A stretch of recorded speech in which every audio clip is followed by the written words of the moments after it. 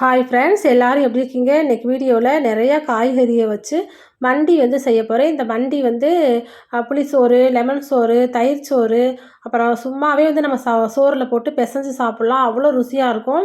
இந்த மண்டியை வெறும் வெங்காயம், பச்சை மிளகா, புளி மட்டும் ஊற்றி வைக்கலாம். இந்த மாதிரியும் வைக்கலாம்.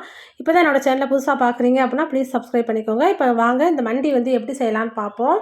ஒரு பாத்திரத்தை அடுப்பில் வச்சு சூடாக்கினோன்னே அதில் எண்ணெய் ஊற்றிக்கோங்க. எண்ணெய் ஊற்றிட்டு கடுகு, வெந்தயம் போட்டுட்டு வெந்தயமும் கடுகும் நல்லா வெடிச்சிடட்டும்.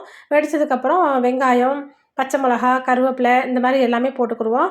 பச்சை மிளகா போட்டிங்க அப்படின்னா மண்டியில் நம்ம எடுத்து சாப்பிடும்போது ரொம்ப டேஸ்ட்டாக இருக்கும்.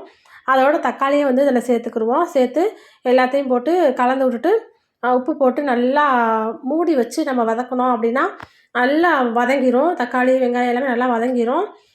புளி நம்ம சேர்க்கறனால தக்காளி கொஞ்சம் கம்மியாகவே நம்ம சேர்த்துக்கலாம்.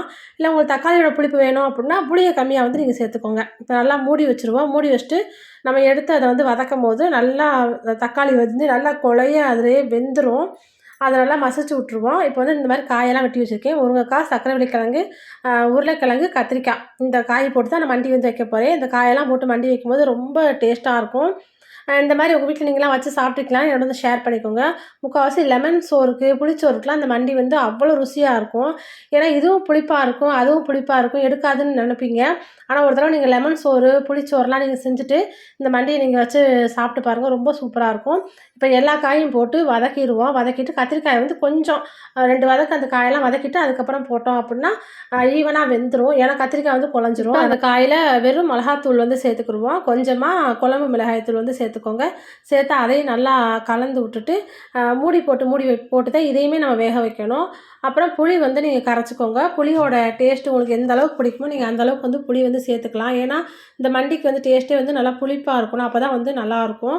இப்போ புளியை நல்லா கரைச்சி அதில் ஊற்றியாச்சு. ஊற்றிட்டு நல்லா கலந்து விட்டுட்டு நீங்கள் மூடி போட்டு வச்சுருங்க. அதுக்கப்புறம் நீங்கள் திறந்து பார்த்தீங்கன்னா மண்டி சூப்பராக நமக்கு ரெடி ஆயிரும்.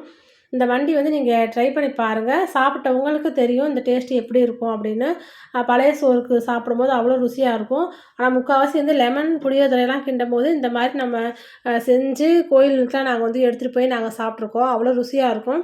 நீங்கள் ஒரு தடவை ட்ரை பண்ணி பார்த்துட்டு என்னை கமெண்ட்டில் நீங்கள் சொல்லுங்கள். சர்க்கரை உருளைக்கிழங்கு, உருளைக்கிழங்கு, முருங்கைக்காய், கத்திரிக்காய் இதெல்லாம் போட்டு செய்யும்போது சூப்பராக இருக்கும். இதில் நீங்கள் வாழைக்காயுமே போடலாம். அவ்வளோ நல்லா டேஸ்ட்டாக இருக்கும். கண்டிப்பாக வீட்டில் ட்ரை பண்ணி பார்த்துட்டு எனக்கு நீங்கள் கமெண்ட்டில் சொல்லுங்கள். என்னோடய சமையல் வீடியோ நம்ம வீட்டில் எப்போயுமே நம்ம சமைக்கிற மாதிரி அந்த மாதிரி வீடியோ தான் நான் உங்கள்கிட்ட ஷேர் பண்ணியிருக்கேன். உங்களுக்குலாம் பிடிச்சிருந்தாலும் எனக்கு கமெண்ட்டில் நீங்கள் சொல்லுங்கள். இந்த வீடியோ உங்கள் எல்லாருக்கும் பிடிச்சிருக்கும். இது வரைக்கும் என்னோடய சேனலை சப்ஸ்கிரைப் பண்ணாதவங்க ப்ளீஸ் சப்ஸ்கிரைப் பண்ணிக்கோங்க. இந்த வீடியோ பிடிச்சிருந்தா லைக் பண்ணுங்கள், ஷேர் பண்ணுங்கள், கமெண்ட் பண்ணுங்கள். ராம்ஜோ சமையலறை சேனலை சப்ஸ்கிரைப் பண்ணுங்கள். பெல் பட்டனை கிளிக் பண்ணுங்கள். நன்றி.